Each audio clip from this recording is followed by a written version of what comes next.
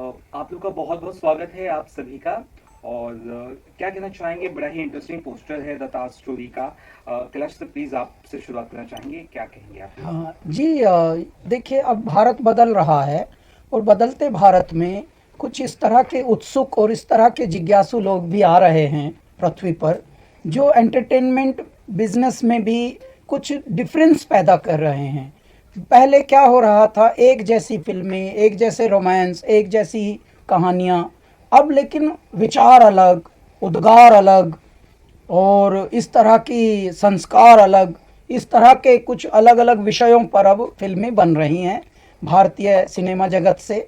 और इसमें नए नए लोग भी आ रहे हैं और सीखे हुए भी लोग आ रहे हैं, अच्छे मन के लोग आ रहे हैं, अच्छा चाहते हैं वो कुछ अच्छा कर पाएँ। कई बार क्या होता है कि जब अच्छा चाहने की जिज्ञासा लिए आते हैं लोग, तो उनको वैसे ही मन के कुछ लोग क्रिएटिव मिल जाते हैं।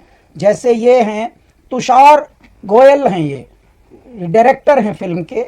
और इनकी विशेषता ये है कि सुधीर मिश्रा जी को ये असिस्ट किए हैं।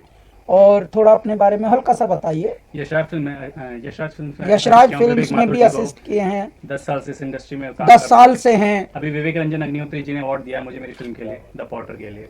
तो साहब, इस तरह के जब कायदे के लोग जुड़ जाते हैं, अच्छी फिल्म की स्टोरी बनती है, अच्छे प्यारे मन के और अच्छे धन के, दोनों के। सुरेश जी हमारे आए हैं, इनका अनुभव पहले तो जीवन का बहुत अच्छा है, फिर इनके मन में उत्साह जगा कि क्यों ना समय के साथ साथ हम भी कुछ ऐसा करें जो इस पृथ्वी पटल पर कुछ कालजयी हो, कुछ ऐतिहासिक हो। तो इन्होंने इसमें धन भी लगाया, मन भी लगाया। इस यज्ञ के जो यजमान हैं वो सुरेश जी हैं, और ये बिहार से मूलतः हैं, लेकिन इनकी जो पृष्ठभूमि है वो बहुत अच्छी है। और ये कला, संस्कृति, साहित्य, हमारे सनातन, हमारे जो शैली, जीवन शैली है, हमारे जीवन का जो मुख्य आधार है, कैसे जीना चाहिए, भारत कैसा था। भारत कभी बीमार नहीं होता था, शतायु होते थे सामान्यतः लोग, अब बीमार हो रहे हैं। तो इस तरह के जो विचार बदल रहे हैं अब धीरे धीरे, तो नए नए लोग आ रहे हैं, नवाचार हो रहा है, नए प्रयोग हो रहे हैं। यही समय की, आज की बहुत आवश्यकता थी। परमात्मा यही कर रहा है, जिसे हम अंग्रेजी में नीड ऑफ द आवर कहते हैं। सुरेश जी, बहुत सारी स्टोरीज हम लोगों ने देखी हैं।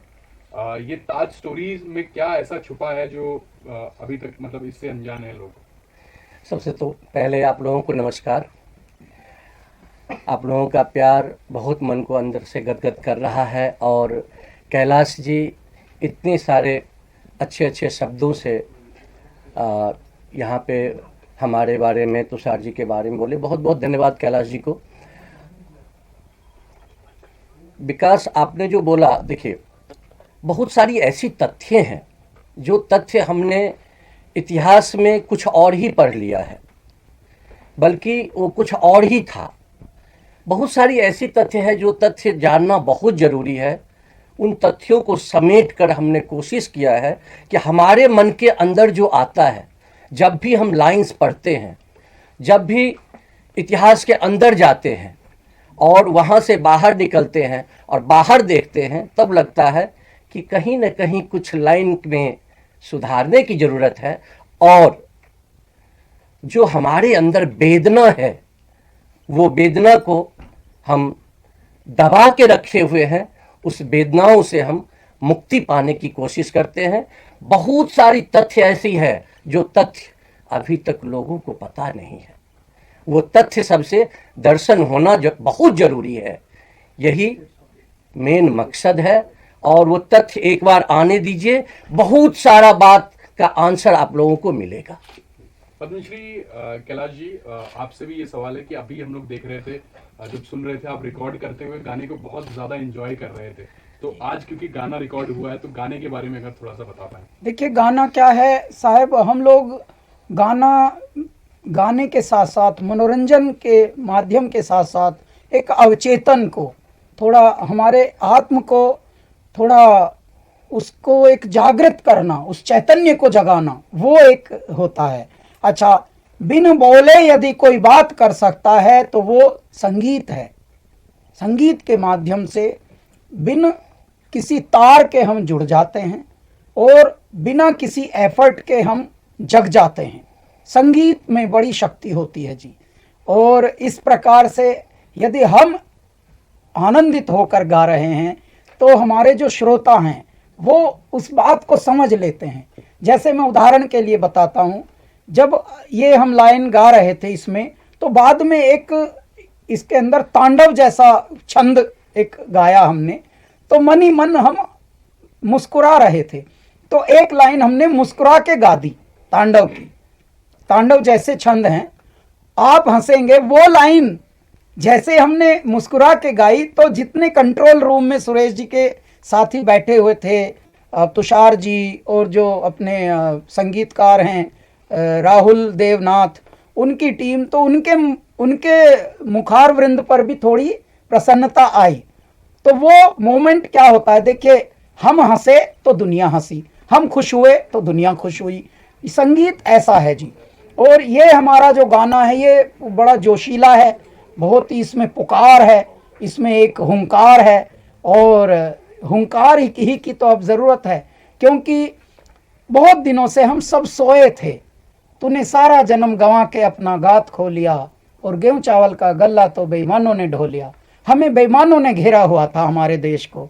अब समय आया है जब हमारा पिछले 10 साल से देश जग रहा है, और जितने देशवासी हैं उनके अंदर देवता आ गए हैं जैसे, तो वो ऐसे निर्णय ले रहे हैं चारों ओर जो सही निर्णय हैं। हे मेरे दाता, यही तो चाहिए था भारत को। क्यों? क्योंकि दगाबाजी गद्दारी तो घर घर में पाई जाती है। तो ए मेरे नर चेत रे, नर चेत रे, तेरा चिड़िया चुग गई खेत, अरे नर चेत रे। मेरे भारत को तो बहुत सताया गया है। ऐसे में अब यदि मेरे जनता जनार्दन, जिनको हम देवत्व कहते हैं, शिवत्व कहते हैं, यदि वो जग जाए तो फिर तो बात ही बन जाती है। उसी प्रकार का गाना हमारा है। तुषार जी, ये एक बड़ी फिल्म कह सकते हैं आपके डायरेक्शन में ये होगी, क्योंकि अभी तक जो है आपने असिस्ट किया है बड़े डायरेक्टर्स को, लेकिन अब कमान आपके हाथ में है जी। क्या कहेंगे? देखिए, पहले तो मैं बहुत बहुत शुक्रगुजार हूँ कि ताज स्टोरी के लिए सुरेश झा जी ने हाँ बोला एज उसको प्रोड्यूस करने के लिए, क्योंकि सपने तो हम पाल लेते हैं एज अ राइटर, ठीक है, बहुत बहुत लिखते हैं, सोचते भी हैं। तो मैंने इस सब्जेक्ट पे रिसर्च करी, बहुत मतलब ढंग से, बहुत ज़्यादा सत्यता से रिसर्च करी मैंने इसको। फिर मैंने सर को सुनाया, उन्होंने बोला मैं इसमें आपका साथ दूंगा। तो इस सपने को साकार करने में जितनी मेरी मेहनत है उससे कई ज़्यादा मेहनत और समर्पण सर का है। और इस समर्पण में 4 चांद लगाने वाले हैं कैलाश जी, जिन्होंने आज, सर को बहुत बहुत धन्यवाद करना चाहूँगा, जिन्होंने आज हमारी फिल्म का गाना रिकॉर्ड किया। जयकार हो, हुंकार हो। तो thank you so much sir.